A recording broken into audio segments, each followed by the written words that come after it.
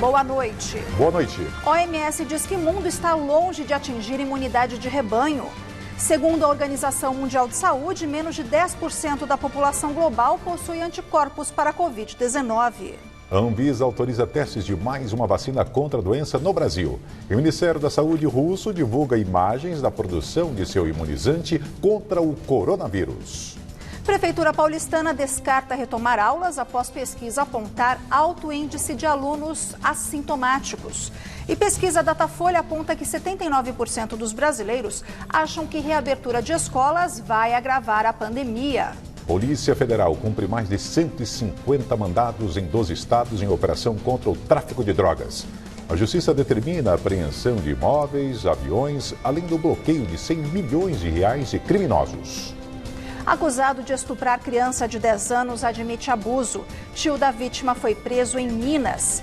YouTube exclui conta de extremista Sara Giromini, acusada de divulgar ilegalmente dados sigilosos da menina. Governo federal prevê queda histórica do PIB no segundo trimestre. Equipe de Paulo Guedes estima que tombo na economia no período deve ficar entre 8% e 10%. E você vai ver essas e outras notícias no Jornal da Gazeta, que começa agora.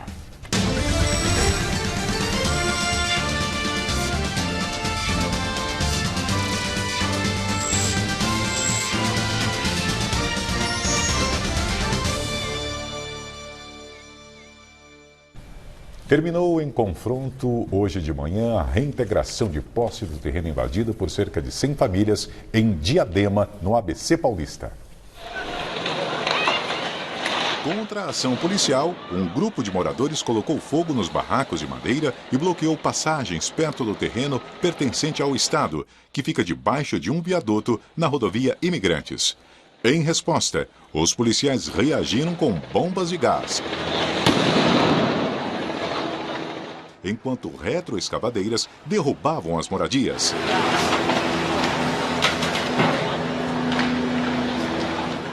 A área localizada em Diadema está sob concessão da Ecovias e passou a servir de lar durante a pandemia, segundo a concessionária.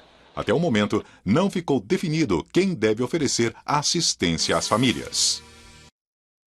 A Polícia Federal realizou uma mega operação contra o tráfico internacional de drogas em 12 estados e no Distrito Federal. A Justiça determinou a apreensão de imóveis, aviões, além do bloqueio de 100 milhões de reais. As investigações começaram há 2 anos pela Polícia Federal de Pernambuco. Os policiais investigam o crime de lavagem de dinheiro, além de buscarem provas para confirmar o envio de drogas para o exterior e o uso de helicópteros para o transporte de cocaína pelo Brasil. Segundo a Polícia Federal, toneladas de cocaína foram exportadas para a Europa pelos portos brasileiros, especialmente no Porto de Natal, no Rio Grande do Norte. Entre março e julho, foram apreendidas mais de 1,5 toneladas de cocaína.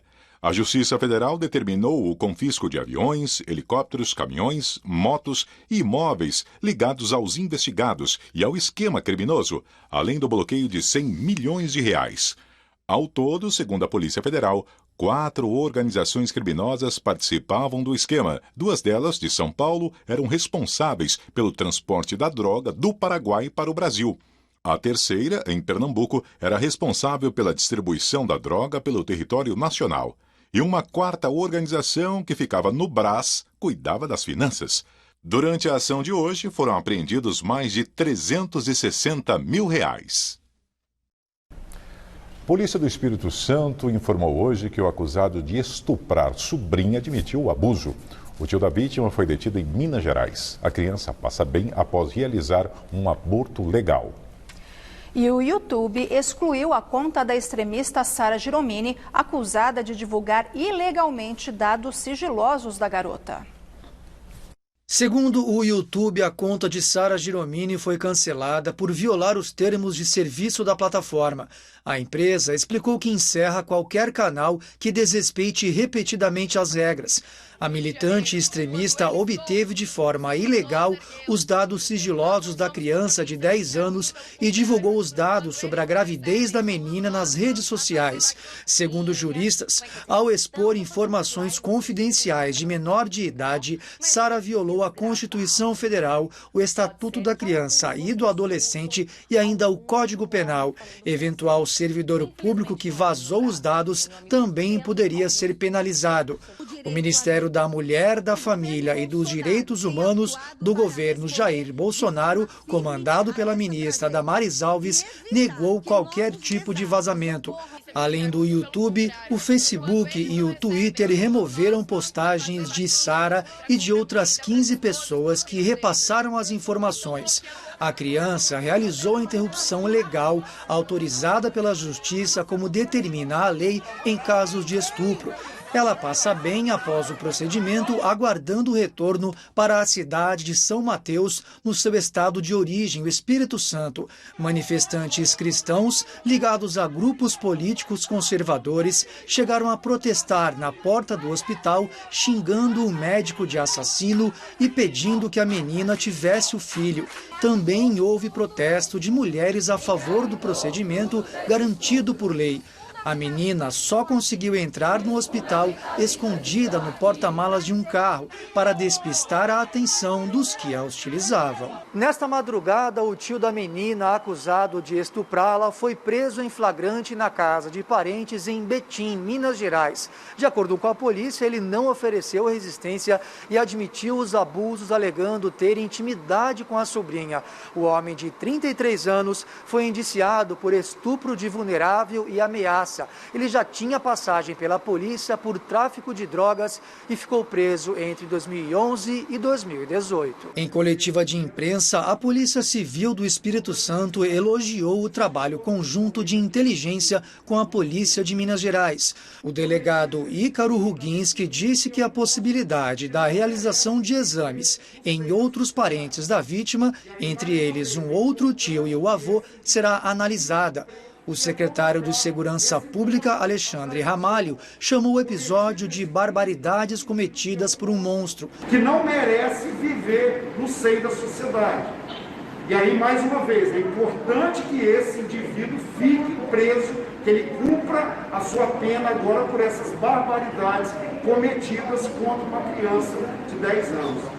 O homem, que não teve o nome divulgado, ficará detido no complexo penitenciário de Xuri, em Vila Velha, na Grande Vitória, e pode pegar de 8 a 15 anos de prisão.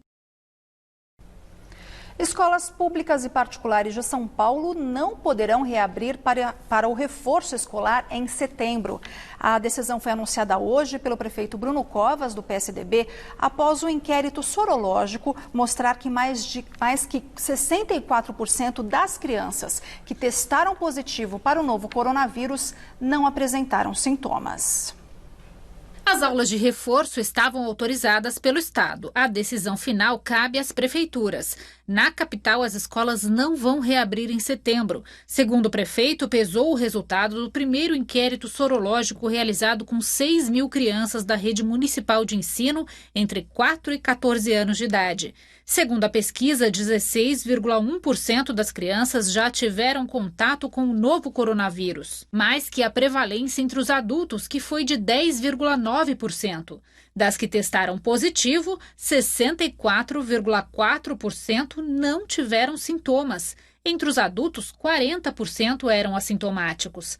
A rede municipal tem 675 mil alunos. Pela pesquisa, 25% disseram viver em casas onde há pessoas com mais de 60 anos, ou seja, do grupo de risco para a Covid-19.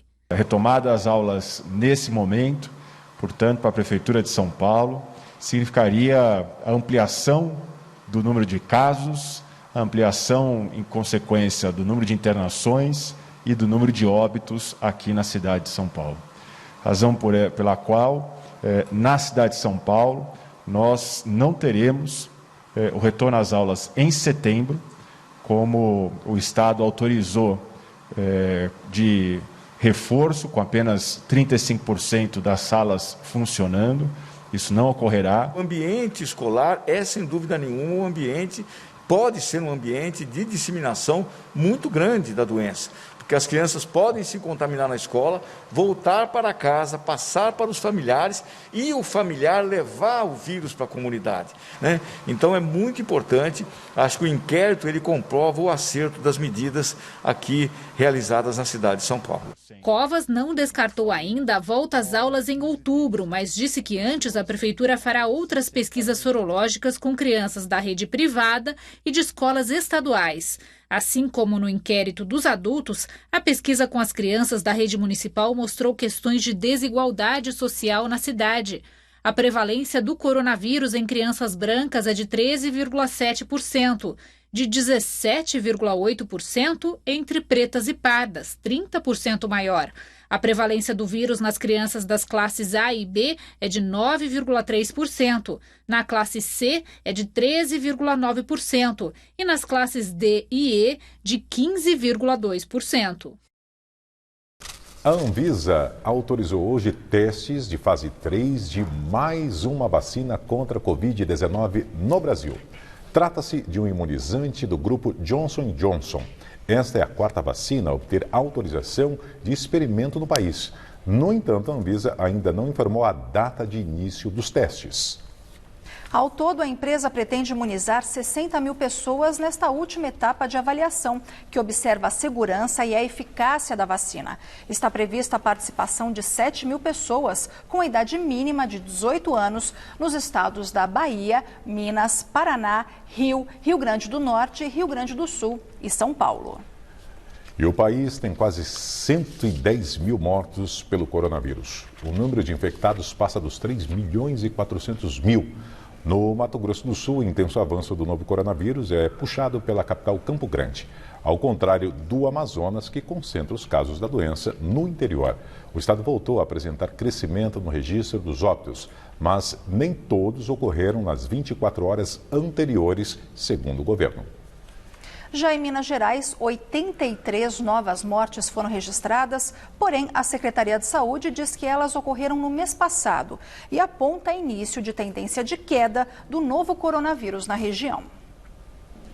4.306 pessoas não resistiram à Covid-19 em Minas Gerais e mais de 170 mil casos foram confirmados no estado.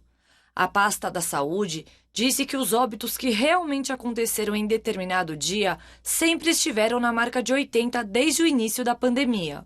E, de acordo com a análise, é possível identificar o início de uma queda baseada na data real do episódio. Sem nunca ter atendido um só paciente, o Hospital de Campanha de Belo Horizonte, aberto em julho com 30 leitos, foi desativado pelo governo mineiro. Segundo a gestão, o motivo foi a falta de demanda. Mas como a estrutura foi planejada contra risco de colapso, continuará com a contratação da organização social em stand-by, caso haja necessidade de ativar o atendimento. Mas é importante destacar que o contrato não foi selecionado e por uma razão que nos parece óbvia, que é a inexistência de demanda para a realização dos serviços naquela estrutura de campanha. E é importante destacar que este planejamento faz, então, com que, sem a assinatura deste contrato, não haja impacto financeiro para o Estado de Minas Gerais.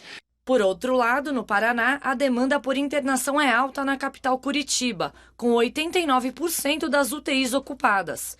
818 pessoas morreram por causa do vírus. Mesmo assim, o município resolveu flexibilizar atividades e usa como argumento a queda de 10% na ocupação das UTIs. Mas eventos que geram aglomeração continuam proibidos. O comércio foi ampliado para os finais de semana e parques foram autorizados a reabrir. Nós vamos devolver a cidade à normalidade, ainda com cautelas sanitárias, mas já com a possibilidade do funcionamento pleno do comércio, dos shopping centers, das academias de ginástica e de natação. Voltamos para a bandeira amarela. Durante esses 150 dias, nós estivemos muito aflitos, mas aos nossos doentes não faltou nada. Nem um leito de hospital, nem um socorro de UTI. No Mato Grosso do Sul, a doença está em crescimento exponencial, de acordo com o secretário estadual de Saúde. A partir dos dados, Campo Grande é a cidade que mais contribuiu para o alto número de infecções e mortes. São 657 vítimas no estado e mais de 38 mil infectados. As mais altas taxas de ocupação de leitos são na capital, em Dourados e Corumbá. A maioria dos brasileiros, cerca de 79%, acredita que a pandemia causada pelo novo coronavírus vai se agravar com a retomada das aulas presenciais. Uma pesquisa Datafolha mostrou que os entrevistados preferem que as unidades escolares fiquem fechadas pelos próximos 2 meses. Dos entrevistados, 59% afirmaram que a volta às aulas presenciais vai piorar muito a situação. Para 20% vai piorar um pouco. 18% disseram que não vai haver efeito na propagação do vírus. Os que não sabem representam 3%. A pesquisa ouviu por telefone 2.065 brasileiros adultos entre os dias 11 e 12 de agosto. A margem de erro é de 2 pontos percentuais, para mais ou para menos. O Poupa Tempo retomou hoje o agendamento para serviços presenciais em 8 postos que serão reabertos amanhã. Além da Sé e Itaquera, voltam a funcionar as unidades de São Bernardo do Campo, Mauá, Mogi das Cruzes, Bauru, Santos e Guarujá. Porém, com atendimento limitado a até 30% de sua capacidade. Entre os serviços oferecidos estão a emissão da Carteira Nacional de Habilitação, renovação no documento de identidade, biometria e negociações com a Sabesp. Na semana passada, o governo paulista já havia anunciado a reabertura gradual de unidades do Ciretran em cidades que estiverem nas fases laranja e amarela do Plano São Paulo, que é o caso da capital. O Ministério Público denunciou o secretário licenciado de Dória, Alexandre Baldi, do Progressistas. Alexandre Baldi foi denunciado sob acusação de corrupção e organização criminosa. A denúncia é baseada nos relatos de 3 delatores vinculados às entidades de saúde. Ele é suspeito de receber R$2.600.000 de propina antes de entrar no governo de São Paulo. Segundo o Ministério Público Federal, Baldi teria recebido propinas no esquema entre 2014 e 2018, período no qual exerceu os cargos de secretário de Comércio de Goiás, deputado federal e ministro de Cidades do governo Temer. Não há acusações vinculadas ao governo paulista. Segundo os delatores, houve a entrega de dinheiro vivo ao secretário licenciado. No dia da operação contra Baldi, a Polícia Federal encontrou em 2 casas dele cerca de R$200 mil. O político do PP chegou a ser preso, mas foi solto um dia depois por determinação do ministro Gilmar Mendes, do STF. A assessoria de Baldi negou que ele tenha participado das irregularidades e disse que a prisão foi desnecessária. O Supremo Tribunal Federal encaminhou a investigação contra o ministro da Cidadania, Onyx Lorenzoni, à primeira instância, e o acordo com a Procuradoria-Geral da República pode ser revisto. A primeira turma do STF confirmou decisão do relator do caso na corte, o ministro Marco Aurélio Mello, e decidiu por unanimidade enviar a investigação para a Justiça Eleitoral. O ministro da Cidadania tinha firmado um acordo de não persecução penal com a Procuradoria-Geral da República e só faltava a homologação do Supremo. Agora, o acordo pode ser revisto, já que o caso segue para a primeira instância. Se o novo procurador não concordar com o que foi acertado entre Onyx e Augusto Aras, pode pedir para reabrir as negociações. O ex-ministro da Casa Civil de Bolsonaro e atual titular da pasta da Cidadania confessou ter recebido da JBS R$300 mil em doações ilegais. Onyx Lorenzoni se comprometeu a pagar uma multa no valor de R$189 mil em troca do arquivamento da investigação. O acordo de não persecução penal, costurado entre Onyx e o Procurador-Geral da República, Augusto Aras, foi o primeiro dessa natureza fechado pela PGR perante o STF. A medida consta no pacote anticrime, sancionado no fim do ano passado. O presidente Jair Bolsonaro inaugurou em Corumbá, no Mato Grosso do Sul, uma estação radar da Força Aérea Brasileira. Essa é a primeira vez que ele visita o estado desde que foi eleito. Bolsonaro novamente desrespeitou o uso obrigatório de máscara em locais públicos. O presidente cumprimentou, inclusive pegando nas mãos de vários apoiadores que estavam no local.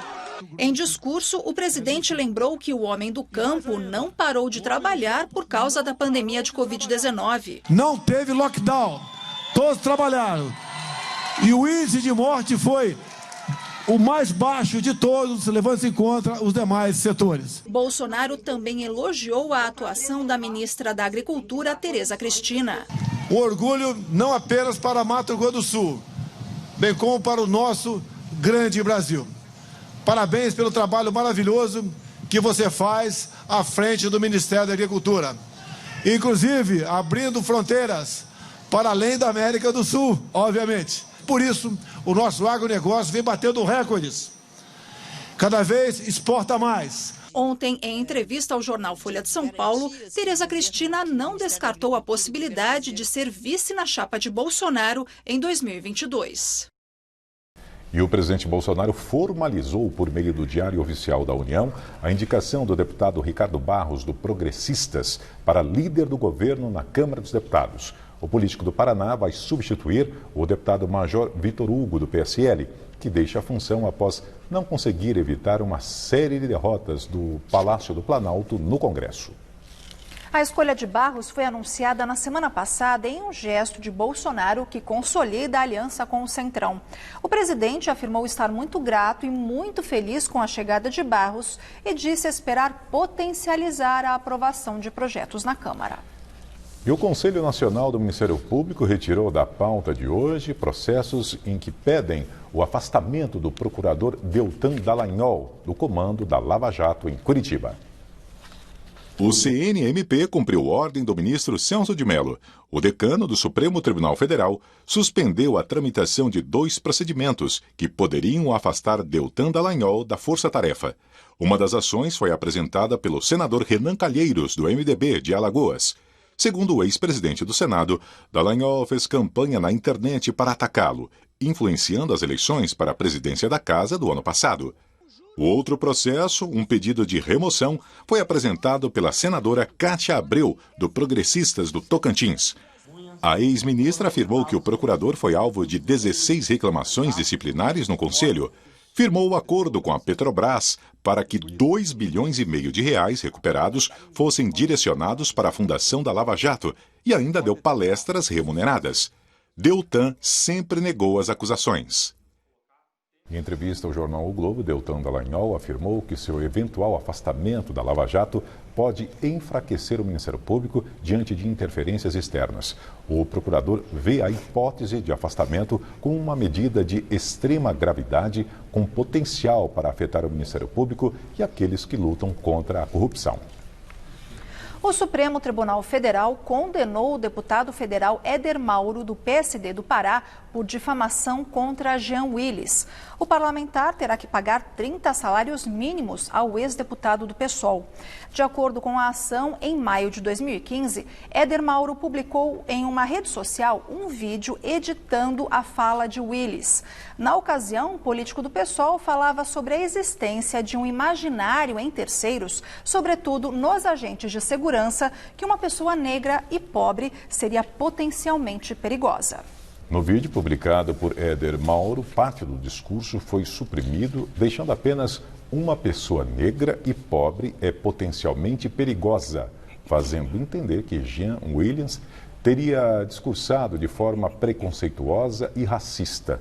No voto, o relator ministro Luiz Fux afirmou que a edição do discurso de Willis foi feita com clara intenção de difamar, guiar o espectador a uma perspectiva equivocada dos fatos ocorridos na reunião parlamentar. Desde a noite de ontem, os trabalhadores dos Correios estão em greve em todo o país.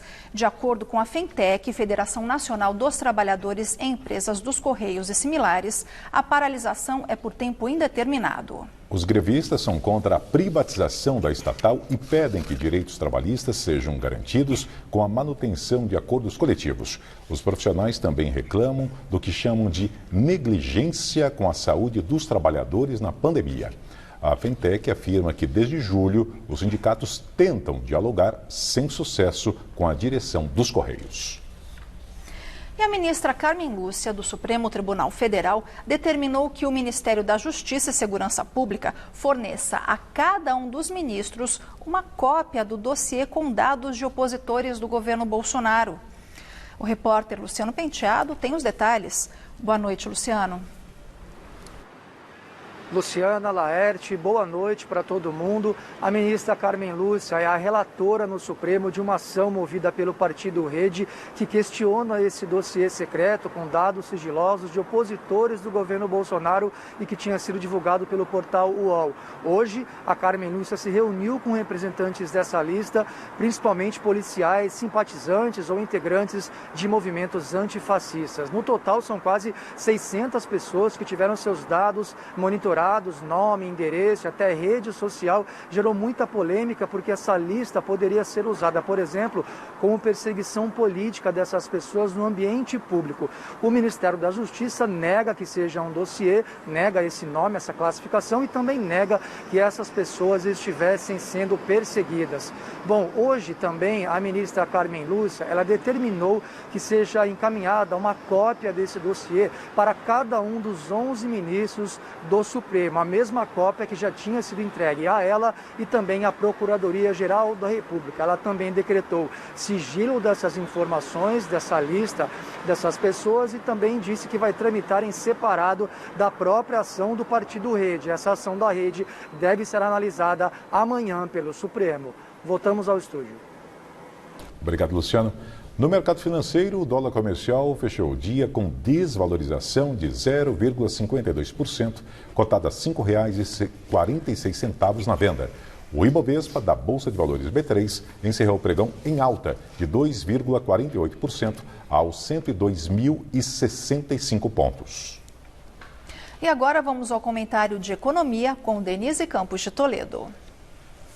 A economia brasileira deve ter tido uma retração entre 8% e 10% no segundo trimestre, segundo projeções divulgadas hoje pelo Ministério da Economia. Isso não surpreende, porque foi o pior trimestre em termos de impacto econômico da pandemia. Foi quando a economia ficou mais parada. O dado oficial do PIB sai no começo de setembro, mas outras prévias apontaram quedas até maiores, como o IBCBR do Banco Central, com recuo de quase 11% sobre o trimestre anterior. O que importa mesmo é o que vai acontecer daqui para frente, o tombo que a economia vai ter no ano. Por aí, as projeções até têm melhorado. O governo mantém a previsão de uma queda de 4,7%. O mercado mais pessimista prevê 5,52%, conforme o último relatório Focus do Banco Central. Alguns setores têm tido reação até acima do esperado, como o comércio. A flexibilização impulsiona a retomada e programas lançados pelo governo, como o auxílio emergencial, ajudaram muito a minimizar a crise.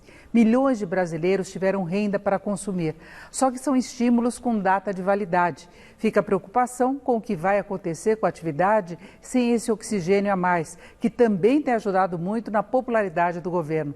Daí a crescente pressão por gastos, que já levou, inclusive, a especulações até quanto à saída de Guedes do Ministério. No documento de hoje, a Secretaria de Política Econômica também atualizou os gastos com a pandemia, que já somam mais de 500 bilhões de reais e devem gerar no ano um déficit da ordem de 800 bilhões, equivalente a 11% do PIB. E aproveitou para reafirmar que o governo federal mantém sua diretriz de responsabilidade fiscal. Resta ver se essa será mesmo uma diretriz de governo. Laerte. Denise volta daqui a pouco com a entrevista do dia. E agora o comentário de Josias de Souza, direto de Brasília. Num país desigual como o Brasil, o Bolsa Família é um programa necessário. Com o orçamento de guerra da pandemia, os R$ 600 mensais do Vale Corona triplicaram o valor médio do benefício do programa de distribuição de renda, ao qual foram incorporados trabalhadores informais e desempregados de baixa renda. O socorro aos brasileiros que enfrentam a pandemia em situação de vulnerabilidade custa 50 bilhões de reais aos cofres públicos. O Vale Corona, já prorrogado uma vez, termina neste mês de agosto. Deveria ser substituído pelo Renda Brasil, uma versão mais gorda do Bolsa Família. Mas como o novo programa ainda não foi colocado em pé, líderes partidários pressionam o governo para prorrogar novamente o auxílio emergencial. Seriam mais 2 parcelas de R$ 600 ou uma de 600 e outras 2 de R$ 300. Isso equivaleria a mais 100 bilhões de reais. A equipe econômica torce o nariz, mas Bolsonaro cogita a sério a hipótese de ceder. Seria uma forma de manter a geladeira dos brasileiros pobres abastecida até a aprovação do Renda Brasil, que deve pagar algo em torno de R$ 300, mais do que o benefício médio do Bolsa Família, que é de R$ 190. O ideal é que o programa de distribuição de renda seja definido segundo critérios técnicos, sem descuidar da responsabilidade fiscal. Mas o debate está impregnado por uma lógica eleitoral. Encantado com a popularidade que o Vale Corona lhe proporcionou, Bolsonaro desenvolveu uma insuspeitada admiração pelas políticas sociais, que ele chamava de cabresto eleitoral do petismo. Embora a sucessão de outubro de 2022 ainda seja um ponto longínquo na folhinha, o presidente já opera no modo candidato. Na campanha de 2018, Bolsonaro disse que não disputaria um segundo mandato. Afirmou que a reeleição tem sido péssima para o país, pois os governantes se endividam, fazem barbaridade, dão cambalhota para se reeleger. Espera-se que o entusiasmo atual do presidente com as pesquisas não o impeça de lembrar do que aconteceu com a economia do Brasil quando Dilma Rousseff deu suas cambalhotas. Boa noite. Hora da previsão do tempo ao vivo aqui no JG. Isso mesmo, e olha que teve tempestade de granizo no sul de Minas Gerais hoje pela manhã. Então, boa noite, Fernanda Azevedo. Por acaso isso é um sinal do frio que está a caminho de São Paulo? Boa noite, gente. É sim a aproximação da frente fria que vem lá do sul e encontro com ar mais quente aqui no sudeste que provocou esse choque térmico. Houve então a formação de pedras de gelo que caíram sobre cidades do sul de Minas. Os registros foram feitos em Andradas, Santa Rita de Caldas, Ibitiúra de Minas e Ipuiuna. E o granizo mudou completamente a paisagem, deixando ruas cobertas de gelo. Ficou tudo bem branquinho, mas houve prejuízos nas áreas de plantação. Segundo a Climatempo, essa chuva de granizo não tem relação com a previsão de neve para os estados do sul. Bom, falou de neve, todo mundo se anima, né, Fernanda? Quando e onde deve ocorrer? É porque é raro, né, Laerte? Isso vai ser lá para quinta-feira. Essa promete ser a maior onda de frio do ano. Ela começa pelos estados do sul, então, e depois avança aqui para o sudeste. A presença do ar muito gelado e de muita umidade é o que poderá causar a queda de neve. Na sexta, ela deve estar mais concentrada nessa área aqui, entre o norte do Rio Grande do Sul, Santa Catarina e sul do Paraná, com chance alta nessas áreas aqui em Lilás. Além da neve, são esperadas outras precipitações de inverno, como chuva congelada. E aqui em São Paulo, Fernanda, como é que ficam os próximos dias? Chuvarada hoje, né, Lu? E a máxima, por causa desse tempo bem nublado, não passou dos 20 graus. Amanhã pode esquentar antes de esfriar de novo. Vamos voltar aqui para o nosso telão, abrindo a tabela dos próximos dias na capital. Amanhã, então, por causa da aproximação dessa grande frente fria que vem lá do sul, o dia promete ser mais quente. É um efeito comum chamado de pré-frontal. A máxima de 28 graus e pouca chuva. Na quinta, essa frente fria chega, faz chover mais e aí a máxima cai para 18 graus, mais frio que hoje. E na sexta, é o ar polar que fica forte, mínima de 10 e a máxima de apenas 14, sendo que a máxima pode ser de manhã e aí depois só esfria. No restante do estado, amanhã chove com frequência nas áreas mais próximas ao Paraná. No centro-sul, leste e oeste do estado, o sol aparece de dia e chove a partir da tarde. E o tempo fica mais seco, com umidade em níveis baixos no extremo norte. E atenção para alertas de rajada de vento entre 40 e 60 km por hora no estado. Preparados para os recordes de frio que virão por aí? Eita. Acho que sim, né? Estamos. Gostamos de frio, então tudo certo. Pronto para a imposição D. Vamos lá. Obrigada, minha Fernanda. Boa noite, até amanhã. Até. E veja a seguir, a OMS diz que menos de 10% da população global possui anticorpos para a Covid-19. É depois do intervalo. Até já.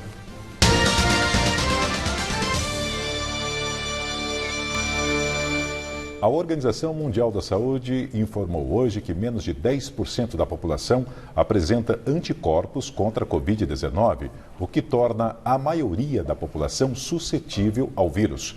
Ainda segundo a OMS, o mundo está longe da chamada imunidade de rebanho e ainda não se sabe por quanto tempo pessoas que já foram expostas ao novo coronavírus ficam imunes a ele. Também, de acordo com a entidade, pessoas até 40 anos estão impulsionando a disseminação do novo coronavírus nesta nova fase da pandemia. A OMS alertou que esses pacientes com idades na média dos 20 aos 40 anos seriam, em sua maioria, assintomáticos e não saberiam, portanto, que carregam a Covid-19. Vamos ver agora outros destaques internacionais sobre a doença. Na Rússia, o Ministério da Saúde divulgou as primeiras imagens da produção da vacina Sputnik V. Segundo o presidente Vladimir Putin, trata-se da primeira do mundo que oferece imunidade sustentável contra um novo coronavírus. A expectativa é de que ela seja lançada até o fim do mês. Mas o imunizante causa desconfiança entre especialistas, pois a Rússia não apresentou ensaios clínicos que comprovem sua eficácia e segurança. Na Alemanha, a chanceler Angela Merkel descartou relaxar restrições enquanto o país continuar registrando o aumento no número de casos da Covid-19. Ela pediu aos alemães que sigam as regras de distanciamento e higiene e disse que a quarentena é obrigatória para viajantes que voltam de áreas de risco. Die Regeln einfach durchgesetzt werden müssen. Darauf achten die Menschen natürlich auch. Nas últimas semanas, o país apresentou uma média de mais de 1.000 novos casos por dia, sendo que no começo de junho a média era de 350 infecções. Nos Estados Unidos, atual epicentro da doença no mundo, escolas estão suspendendo a retomada do ensino presencial. Isso porque as infecções têm aumentado e muitas unidades estão com escassez de funcionários. Os estados de Nova York, Nebraska e Geórgia já anunciaram que manterão as aulas online. Desde o início da pandemia, o país já registrou mais de 170 mil mortes e cerca de 5,5 milhões de infectados. Os argentinos aproveitaram o feriado da soberania nacional nesta terça e saíram às ruas contra o governo. Entre as pautas, críticas à extensão das medidas de isolamento decretadas pelo presidente Alberto Fernandes. Apesar de muitos usarem máscaras, o governo alertou para o risco de contágio nas aglomerações. Em isolamento desde março, a Argentina já contabilizou mais de 5.750 mortos e caminha para os 295 mil casos. E a Coreia do Sul anunciou hoje o fechamento de bares e clubes, a proibição de cultos religiosos e de reuniões com mais de 100 pessoas ao ar livre após o aumento repentino no número de infecções. Os casos diários dobraram na última semana e a suspeita é de que uma igreja na capital Seul seja um dos focos de disseminação do vírus. O governo alertou que o país está próximo de uma nova onda do novo coronavírus. Eleições norte-americanas. O diretor do Serviço Postal dos Estados Unidos anunciou esta tarde que vai interromper as mudanças que vinha realizando na instituição até depois das eleições. A decisão veio após suspeitas levantadas pelo Partido Democrata de que o dirigente estaria obstruindo a possibilidade de votação pelos Correios para beneficiar seu aliado, o candidato republicano à reeleição, Donald Trump. Recentemente, o diretor-geral dos Correios, Louis DeJoy, realizou diversas mudanças que, segundo ele, contornariam os problemas financeiros da instituição. Mas, segundo a oposição democrata, eles servem para enfraquecer o sistema postal e impedir a votação por correspondência nas eleições presidenciais deste ano. DeJoy já foi chamado pela Câmara para depor a respeito. E hoje, 2 deputados democratas chegaram a pedir ao FBI para que abra uma investigação contra ele. O voto enviado pelos Correios já é utilizado desde as últimas eleições. Mesmo considerado seguro, há alguns dias Donald Trump o critica, dizendo que é passível de fraude e que nunca será possível saber quando a eleição terá acabado. Pesquisas apontam que metade dos norte-americanos não vão comparecer fisicamente às urnas por medo da pandemia de Covid-19, já que não é obrigatório votar no país. A teoria é de que Trump pode sair prejudicado caso a eleição seja feita por correspondência, já que em estados-chave da disputa, democratas têm superado republicanos na solicitação das cédulas por correio. E hoje será transmitida na TV americana o segundo dia da convenção do Partido Democrata, que oficializa Joe Biden como candidato para as eleições presidenciais de 3 de novembro. Ontem, Biden sugeriu uma coalizão com integrantes da oposição, críticos a Trump, para impedir uma possível reeleição. A ex-primeira-dama Michelle Obama e o rival de Biden durante as prévias, Bernie Sanders, alertaram para o caos e o risco à democracia em um segundo mandato de Trump. E hoje o ex-presidente Bill Clinton também deverá participar da convenção, que tem duração de 4 dias e pela primeira vez na história que está sendo realizada de maneira remota por causa da pandemia de Covid-19. Um tribunal que tem o aval da ONU condenou hoje um integrante do grupo radical Hezbollah pela morte do ex-premier do Líbano, Rafik Hariri, em 2005. Mas a corte absolveu os outros 4 réus, também integrantes do grupo xiita, alegando que o Hezbollah não foi responsável por ordenar o assassinato. O governo sírio também não foi considerado culpado pelo atentado que matou Hariri, líder dos sunitas no Líbano. Na época, um carro-bomba explodiu, matando o então premier e mais 21 pessoas, além de deixar 226 feridas. Rafik Hariri liderou os esforços para a reconstrução do Líbano logo após a guerra civil que terminou na década de 1990. Aliado dos Estados Unidos e de países sunitas do Golfo Pérsico, era visto como uma ameaça à influência do Irã e da Síria no Líbano. Logo após sua morte, uma onda de protestos resultou na retirada das tropas sírias do país depois de 30 anos. E a seguir, na entrevista do dia, Vinícius Lumertz, secretário estadual de Turismo e ex-ministro, fala sobre os desafios do setor. A gente volta já já. Vamos agora à entrevista do dia com Denise Campos de Toledo. E nós vamos falar agora sobre o setor de turismo, as atividades durante e pós a pandemia, fomento, recuperação do setor. Eu converso com Vinícius Lumertz, que é secretário estadual do Turismo aqui em São Paulo e ex-ministro do Turismo. Secretário, boa noite. Boa noite. Bom, secretário, de imediato, acho que o turismo foi dos setores mais atingidos, houve uma preocupação global com relação à entrada de pessoas que poderiam estar contaminadas e acaba sendo visto aí como uma atividade meio supérflua numa situação de pandemia.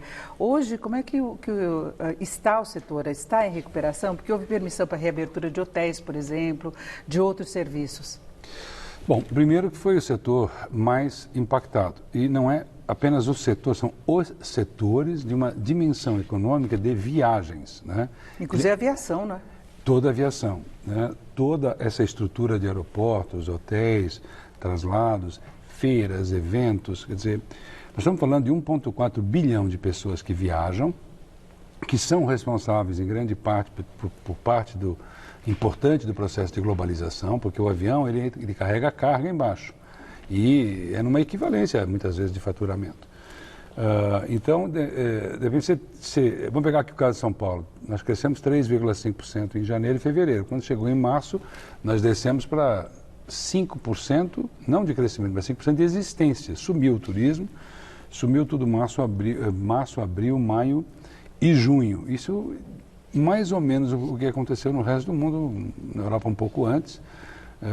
Então o baque é grande. E aí esse baque mais ou menos nos indica pelos nossos estudos que a nossa previsão de 46 mil e tantos milhões de visitantes, ela vai cair para em torno de 29, 30 milhões mais ou menos esse ano. Nós vamos perder pelo menos 17 milhões de viagens, pelo menos 17 bilhões de impacto direto dessas viagens e mais talvez perto de 50 bilhões somados, o impacto indireto, porque o turismo ele tem um impacto direto, como é uma dimensão econômica, né? Porque você veja, como é que você vai medir isso, né? Tem conta para isso, mas o turista que viaja, chega em São Paulo, e do exterior eram 2 milhões e meio, 2 milhões e 400, hoje são 870 mil. Ou mesmo de fora de São Paulo, mais de 20 milhões que virou 8 milhões. Caiu 2/3, né? Mas quando ele vem para cá, na conta normal do turismo, ele se hospeda, ele trafega, né? Mas existe uma outra conta. Né? Consome, mas tem uma outra conta, que é quando ele vai às compras, né? Ele vai ao shopping ou vai fazer uma compra para revenda, né? Que tem muito em São Paulo também. Pode ser um arquiteto que vai ao D&D, pode ser alguém que vai na 25 de março. E numa feira, como é que funciona? Olha, uma feira, quando alguém vai numa Francal, ele gasta em São Paulo, mas ele compra calçados para a empresa. Aí você vai dizer, mas ele pode comprar online. Sim, mas um sapato tem a ergonomia, tem o couro, tem a conversa com os vendedores. Então você perde também, em decorrência disso, várias outras etapas do produto, né? Do PIB. No ano passado nós tínhamos crescido 5,3%. E nós tínhamos gerado 50 mil empregos. Agora nós estamos em déficit de empregos. São Paulo tem muita força do turismo de negócios, de eventos, e foi um segmento bastante afetado. Agora, o balanço mais recente até me chama um pouco a atenção. Eu achei que a situação, na verdade, estivesse um pouco mais parada. Por exemplo, de 29,5 milhões, 20,6 são paulistas viajando para cidades dentro do estado. Então, a gente tem essa movimentação já? É que nós medimos o turismo de uma maneira científica, ou como o mundo inteiro mede. No Brasil, nós temos ainda um preconceito que turismo é só o passeio. Turismo e viagens na contabilidade internacional da OMT, da Organização Mundial do Turismo, cujo secretário-geral esteve conosco recentemente em live, né? Ou do WTTC, que é a Fiesp do Turismo Internacional, turismo e viagem significa todo o deslocamento que inclui pernoite. Isso é mais tradicional. Hoje até o que não inclui pernoite, nós já estamos pensando que faz parte, porque se ele vai daqui a Aparecida e volta e consome restaurante e tudo mais, ele é um excursionista que é um turista, né? Mas alguém que venha, que vá de São Paulo de avião para o interior e volte no mesmo dia, ou de carro, etc., já entra na estatística. Ele está gastando turismo de negócios, pode ser turismo de saúde, né?